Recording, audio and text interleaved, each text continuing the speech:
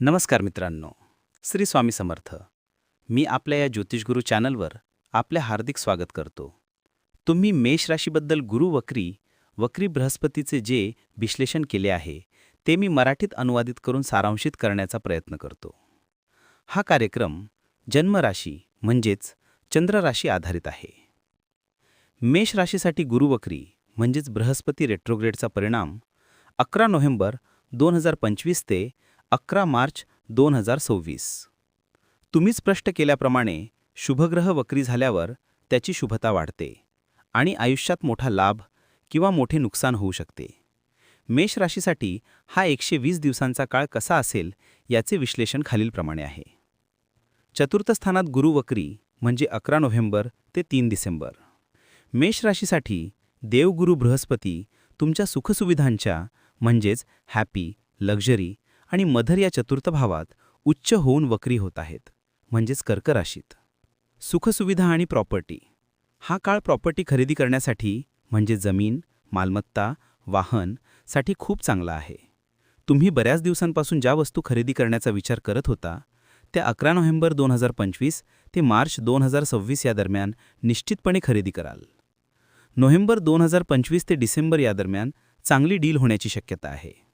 आईचे आरोग्य किंवा संबंध. आईच्या आरोग्याकडे विशेष लक्ष देण्याची गरज असू शकते. काही ज्योतिषीय मते तणाव दर्शवतात, पण उच्च गुरु शुभता वाढवू शकतात. गुरुची दृष्टी आणि त्याचे परिणाम. गुरुची दृष्टी खालील भावांवर पडेल. अष्टम भाव म्हणजेच 8वा घर. गुप्त ज्ञान म्हणजेच ऑकल्ट नॉलेज आणि आध्यात्मिकता म्हणजे स्पिरिच्युअलिटी वाढेल. जर तुम्ही संशोधन म्हणजेच रिसर्च क्षेत्रात असाल तर मोठा फायदा होईल. दशम भाव म्हणजेच 10वा घर. करिअर आणि व्यवसायासाठी अत्यंत शुभ काळ. तुम्हाला प्रमोशन मिळण्याची किंवा करिअरमध्ये मोठा बदल करण्याची दाट शक्यता आहे. तुम्ही 120 दिवस यासाठी खूप प्रयत्न कराल आणि यशस्वी व्हाल. द्वादश भाव म्हणजेच 12वे घर. विदेशात राहणाऱ्यांसाठी किंवा विदेशात जाण्याची इच्छा असणाऱ्यांसाठी खूप चांगला काळ आहे.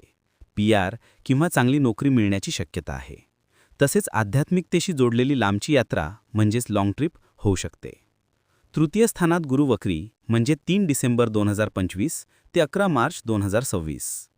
3 डिसेंबर नंतर गुरु वक्री होऊन तुमच्या तृतीय भावात येतील, ज्यामुळे खालील परिणाम दिसतील. व्यवसाय आणि शिक्षण.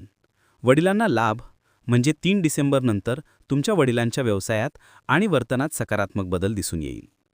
उच्च शिक्षण म्हणजे हायर एज्युकेशन विद्यार्थ्यांसाठी खूप चांगला काळ आहे. तुम्हाला उच्च शिक्षण घेण्याची संधी मिळेल. व्यापार आणि प्रवास.